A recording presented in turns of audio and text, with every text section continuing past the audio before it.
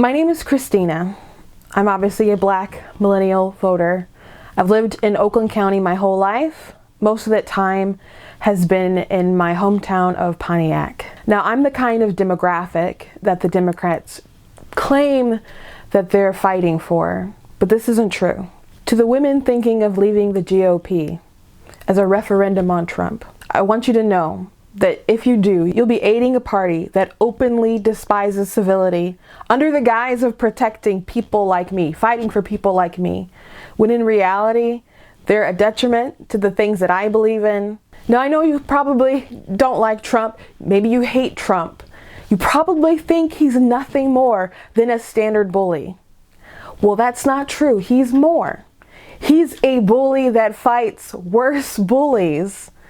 Take in my case, and I'm sure this isn't a rare phenomenon, I've been called a coon, an Uncle Tom. Steven from Django is pretty new. I've been called a white supremacist. I've been called a sympathizer, complicit, but not because just supporting Trump, because I know for a fact that the white Republicans around me are racist. And I just tolerate it for attention. So that's what people have actually said. And it's not particularly a special phenomenon for other people who happen to be Black and share Republican ideas.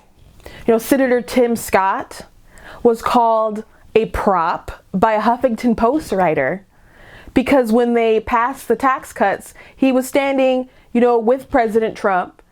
Granted, this is someone who helped work on the bill, who got people to vote for it. He made sure things like the Investing in Opportunity Act was in there. And this is something that's going to help distressed communities like the ones I've been around my whole entire life. Then you have people like Chance the Rapper, who just tweeted out, "You don't have to be a Democrat."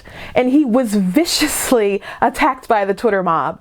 And then you have Kanye West, who went to the White House to meet the president, and he was called all kinds of vicious names. Don Lemon even had the nerve to invoke his dead mother and say that she would be ashamed of him, that she was rolling in her grave. Michael Dyson said it was white supremacy through ventriloquism. Never mind that Kanye's wife literally got a woman out of prison. Never mind when Steve Harvey went to the Trump Tower, who was also vilified, he immediately began to talk to Ben Carson about some projects with HUD funds that would help mentor distressed communities. Never mind all that. People called him crazy, even though Trump is a president that likes to make deals and get things done. Honestly, you'd have to be crazy not to go. Now, why do people say these awful smear tactics? It's in order to squash debate. And when we can't have debate, we can't come to meaningful compromises. I've always been a little bit different. And I've come to accept that, Black Democrats will use these kind of phrases. But I'm not just talking about Black Democrats. I'm talking about white progressives that get angry when you do something that they don't like, when you stop outside of their little thinking box. The people said I was complacent and white supremacy and all those things. I'm talking about white people. Now, in February, I partnered with the RNC to host a Black Panther showing and also a Black business panel. And we started with the panel, and once we got done going over some of the benefits for the recently passed tax cuts, some people in the audience actually raised their hand because they said they noticed a bump in their pay ever since it was passed. And there were Democrats there, and they raised, they wanted to talk, and I was, getting ready for the rebuttal or whatever, but they actually said, what are you guys going to do? Because we don't have this information. Most Black people are Democrats. And we don't have this information. People aren't telling us these things. So all I could do was promise to try harder. But it's difficult to reach out and to get the message out there when anything to do with Trump, or really just Republicans in general, means that you have to be maliciously attacked and have your character assassinated. Now, we saw this with Brett Kavanaugh. a writer in the Atlantic actually did an article saying that they were among a room of 100 black men, and they were actually surprised that they were sympathetic. And then they said, what about due process? Now, African Americans make up about 22% of sexual assault, but they make up 59% of the exonerations. That is insane. So we don't want to go backwards as far as justice goes. If they could do this to Kavanaugh, someone who's lived in DC, had 6 background checks, someone who does community service, is a father, a coach, feeds the homeless, good religious Catholic guy. People have done opposition research on him plenty of times. If they can come against him and do that character assassination with no corroborating evidence at all, they can literally do it to anyone. As a matter of fact, they have committed a high-tech lynching once before. So please, please do not reward a political party that threw justice aside just to have a win. You know, Republicans are really upset about this issue. It really energized the base, and I will tell you why. Because what they did was evil. And I know evil is a strong word, and we're supposed to be toning down the rhetoric, but I literally mean that it was evil. Why do they go to such an extreme for a guy who might not even overturn Roe v. Wade? They are so paranoid about losing something that even leftist Supreme Court judges have said is bad law. It would go back to the states. And if people are so confident that Roe v. Wade would be upheld because of public opinion for abortion is so high, why are you so terrified? And I won't go much into it, but I just wanted to point out that a remarkable portion of children aborted are African Americans. And where abortion started in New York, more black babies are aborted than born. Not that I condone any abortion from any race. It's very unnecessary to be so hostile toward Donald Trump. Donald Trump is not rooted in the principles of conservatism. He's just really a pragmatist. He just does what makes sense. He likes to make deals. He likes to get things done. It doesn't matter what side of the aisle you're on. If you come to him with a really good deal, then he's going to want to jump on it.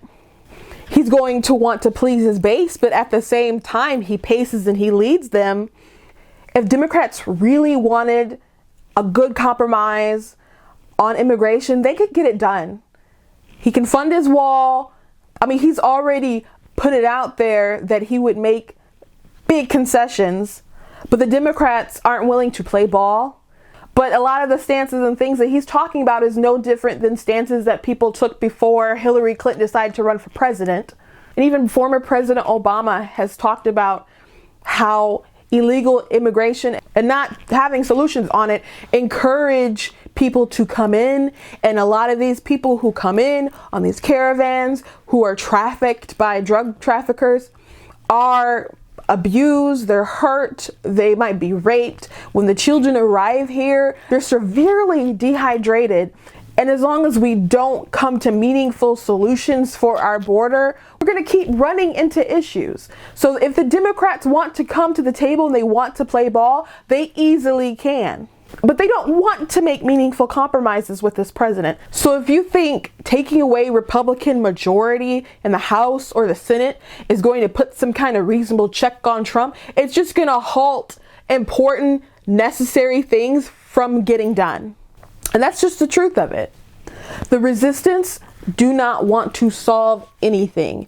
They just want to resist. People are still talking about impeachment. People are talking about repealing the tax cuts that have literally helped my friends and family and community. Even people that did not like Trump or vote for Trump can acknowledge that they still got a little bit of something. And there's gonna be a whole lot of people happy when they get their income tax check and they got a couple kids and the credit has doubled. In my state, Debbie Stabenow voted against them.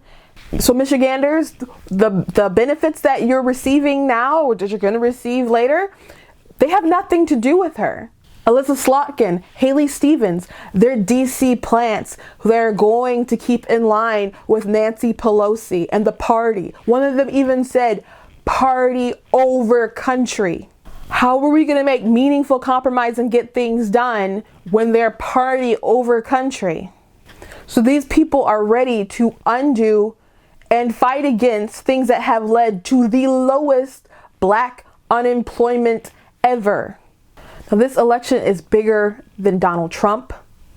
And Donald Trump isn't the only person that they have hated. I understand you have probably many legitimate reasons to dislike Donald Trump. But I just want to remind you that they despise Mitt Romney. The war on women phrase started with the propaganda they raised against him. Everyone had glowing things to say about John McCain when he passed away. That was not the case in 2008 when he was running for president. And sweet George W., who would never fight back, push back on the media that was just hammering him all the time. People thought he was a warmongering moron that did not care about Black people. And I wasn't a Kanye fan back then, and I'm still not really a Kanye fan today, but the fact that people were cheering back then for what he said like it was the gospel truth is insane. I literally knew people who said he was going to put people back in chains, or that he wanted to. And Joe Biden kind of alleged the same thing about Mitt Romney. And my dad said that people said crazy things about Reagan. So there's this narrative that all Republicans are evil and racist. It's not just about Trump, it's about me and you. And I do not think they should be rewarded for such poor behavior. Democrats hate Republicans. Not all of them. There's some people that are just very passionate, base people that believe these things. And there are people who are in high level positions, major role players in the Democrat Party that just say things to stir up those people to squash debate. And they know better, but they still commit these evils time and time and time and again. Do not reward the resistance. We are their enemies. I don't hate anybody, but I understand what they're doing. I'm not trying to garner a ton of sympathy, but I want you to know that there is evil being committed today. It is not necessarily by Donald Trump. It's by these people and the tactics that they pull.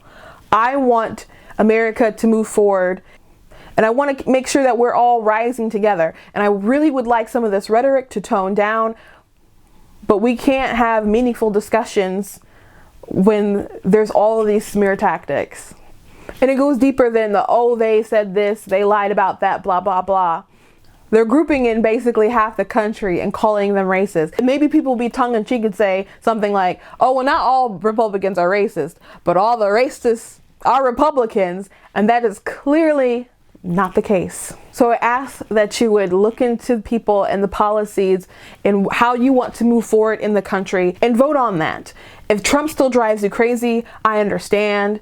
He'll be on the ballot 2020 for re-election. And if he hasn't earned your support, if he hasn't done a good enough job by then, you can go ahead and not vote for him if you really feel the other opponent is better.